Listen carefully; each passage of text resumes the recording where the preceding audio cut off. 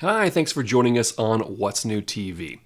How many times have you been dealing with an organization, public or private, that's asked you to go to their website, download a form, print it out, sign it, and then fax it back to them? Well, not anymore thanks to companies like Liteco that make it easy to send documentation, identification, and even signatures live on the phone while you're speaking with a rep from one of the companies that you might be dealing with. On today's show, we're going to be speaking with Jake Levant. He's the VP of Marketing for Lightico. It's going to be a good show. Stay tuned.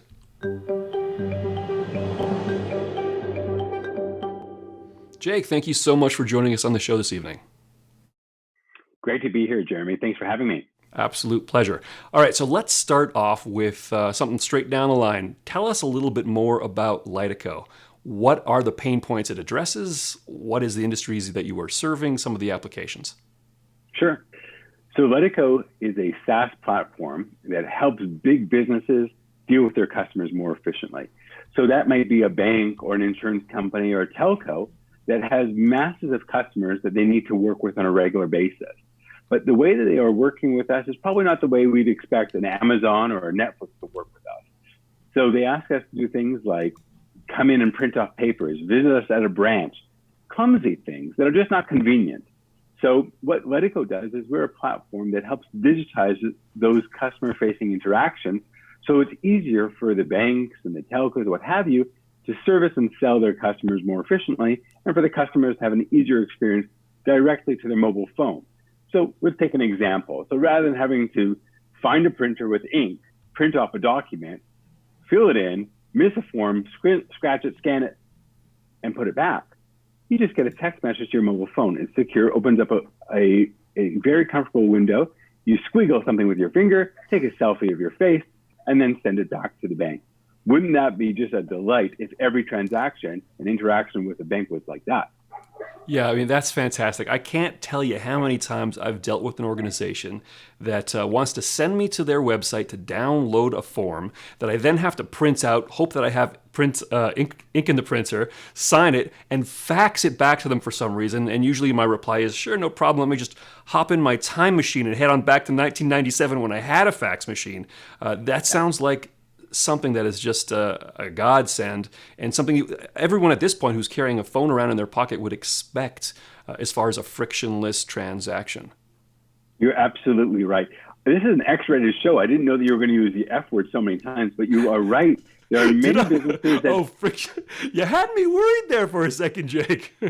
Well, you're the one who's using the F word, but I have to tell you that in many areas that it feels that way. It's so the innovation that we've seen from many companies is just not consumer relevant.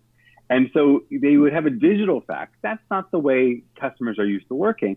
We are used to that Amazon Expedia on the phone. We don't have computers. Actually, 17% of the American population only has a cell phone. They don't have a PC. So that's the only way we can reach people. And with people out and about, and very hectic, leaving lives which are in the parks and in the grocery stores and remote, they don't have the accoutrement that they used to have in a business environment. So we are that layer to try and make it simple and to Amazonify those difficult processes. Gotcha. Yeah, that's fantastic. Obviously, a lot of us are aware of the fact that most of us are working from home. We're in the midst of a pandemic that causes all sorts of challenges for everyone globally at the moment. A lot of businesses, a lot of individuals are struggling financially and will be in need of assistance. We know that federal governments around the world are freeing up finances for them. I've got to think that this is a fantastic tool to help in that process so that you can shorten that timeline, speed up the cycle, and make everyone's lives so much easier. Can you give us some real world examples of how that's coming into play right now because of COVID-19 coronavirus? Yeah, sure, Jeremy. So firstly, my thoughts and compassion. I know this is a difficult time for many out there, and not just us as consumers, but us as businesses. It's multifaceted. I'm very happy that Liteco is able to play its small part in terms of making it a little bit easier. So, for example, you mentioned the stimulus package that the president put out, $350 billion worth of aid. That has to be deployed. And obviously, it's a financial transaction that's highly regulated. And so when the banks have a loan application, they need consent, signatures, supporting documents, forms, and so on and so forth, and understand that these branches are closed. So how can they possibly do it in any other fashion? So the email, the printing, it's unbearable. So this has been an interesting trigger in that we've had banks who are working with us over the weekend to get operational. And such, we were able to process thousands of loans instantly in minutes, just simply by giving it to a format that's automated and digital for the bank and secure, but is comfortable for the end user. So we will have a bank like Happy State Bank, which is a bank in Texas. It's not one of the big ones, but they have thousands of loans that they need to process. That's an enormous challenge, and they have their customer and community base that needs that money. And until they can get all those documents processed, well, their customers are not seeing the money. So we need to help customers like that accelerate and digitize the processes such that they can serve their base. And I'm proud to say that that's one of the examples that we're coming in to help. So we are helping the deployment of this capital to the consumer base without endangering them and without slowing them down. We're happy to be accelerating these regulated processes and the stimulus package.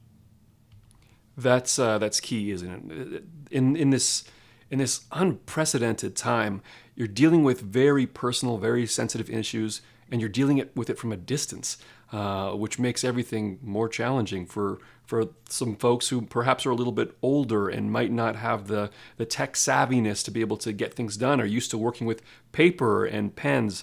To have a tool that is so easy to use, so effortless, where you can just use your finger to scribble your signature. Wow, what a fantastic thing, and I certainly appreciate Jeremy, that. thank you it's actually an interesting point, because we might think that a certain generation would not be comfortable using mobile phone technology, but actually the opposite. They are overwhelmed. We've heard from many customers that the older generation are overwhelmed by the endless paperwork and by the burden of coming back and forth and understanding it's not easier for them. As a matter of fact, using this very clear-cut mechanism, a device that they're already talking to their grandkids, this is something that's more intuitive and compatible with their lifestyle. So we're happy that it's not just for the Gen X, the Gen Z, but it's actually servicing all the spectrum of customers. The smartphone is the communication device, and it's a supercomputer that it's a shame that we haven't used to its fullest extent until now. Right.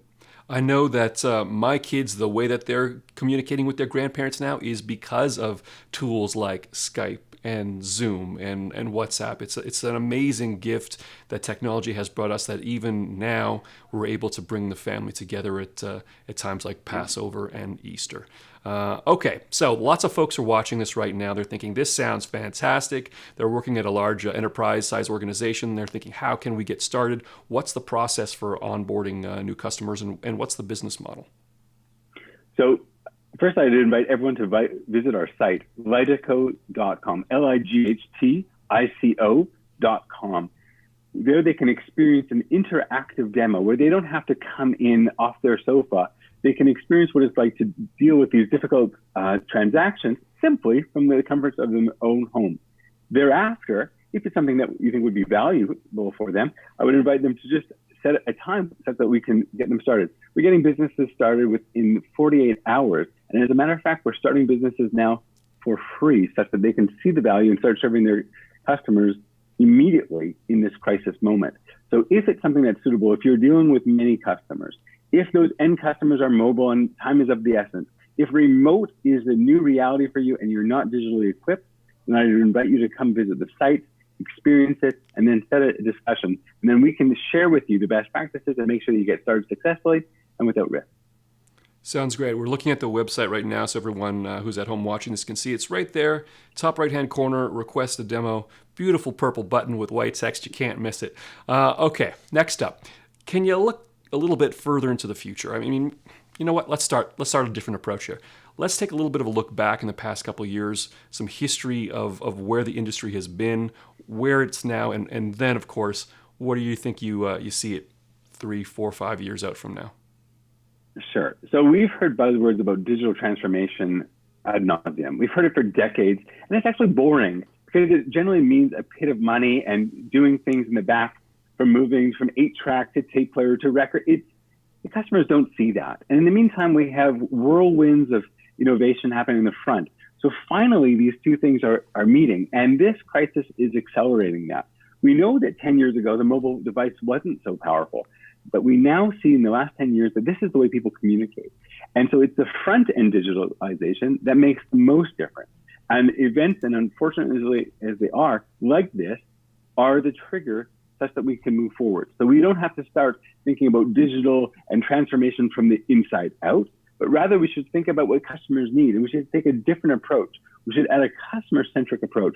And we're actually very pleased to see that many businesses who are contemplating, thinking, pontificating, have actually moved into action quite quickly. So in the midst of this turmoil, we're seeing that business leaders are taking advantage of the crisis to create new business behaviors, but ones that are safe and secure, that enable their customers to interact with them, and that are also supportive of this new work from home dynamic, that are secure in that manner as well, both for the employees and for the customers. So all I would say is that this is a trend that we've seen for 20 years. In the last 10 years, we've seen an acceleration towards communicating mobilely in a mobile-first environment. I think that the next extension of this is a remote-first environment.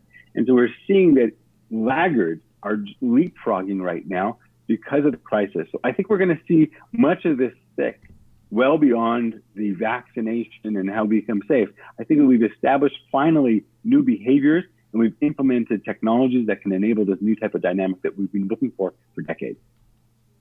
Jake, thank you so much. We certainly appreciate you joining us, and thanks to Liteco. I think it's a fantastic service, and grateful for all the folks that will be helping during this challenging time. Thanks for joining us. Pleasure, Jeremy. Thank you for having me. My pleasure, my pleasure.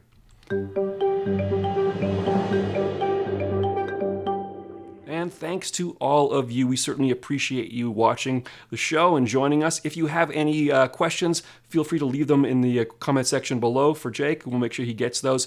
If you like the show, please let us know. Like, share, and subscribe. We do love your comments, and we'll do our best to answer all of them. Until next time, I'm Jeremy Ladner, and this is What's New.